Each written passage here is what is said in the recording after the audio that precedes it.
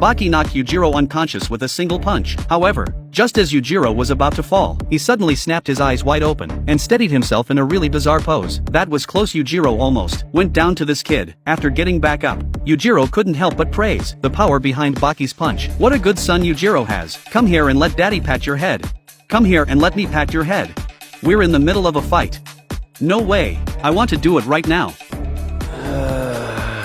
After hearing his father's words, Baki inexplicably started tearing up. Even he didn't understand why one caring word from his father could make him feel such warmth he'd never experienced before. In that moment, 15 centimeters below the young man's collarbone, he suddenly felt an invisible sharp pain. Tears poured down like a waterfall that couldn't be stopped.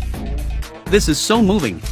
Sob, I can't handle this. Getting praise from his father, something so ordinary. This 18-year-old had never experienced it before. However, this sudden happiness didn't last long. Even though Baki's heart really wanted to accept his father's love, when Yujiro's big hand was about to come down, Baki still dodged away. He couldn't bring himself to have an emotional moment in the middle of their father-son duel, but he was still too naive. Nobody could stop Yujiro from doing what he wanted. Before Baki could react, Yujiro pulled him into a bear hug. No matter how hard Baki struggled, he couldn't break free from Yujiro's embrace. He could only let his father's big hand rest on his head. Tears of humiliation burst from his eyes. Looks like Yujiro really is a loving father. But soon Baki started fighting back. Right now he was like a toy, being played with however Yujiro wanted. Finally Yujiro had enough fun. He suddenly flung Baki away, and Baki spun like a kite, with its string cut. After spinning 25,000 times in the air, he finally managed to land. But what greeted him was another one of Yujiro's loving kicks. Baki was sent flying, until he crashed hard into the concrete and barely stopped. But before he could get up, Yujiro was already standing in front of him. Then came another kick to the chin, launching him straight into the sky. Baki was completely dazed now. Facing Yujiro's attacks, he had absolutely no power to fight back.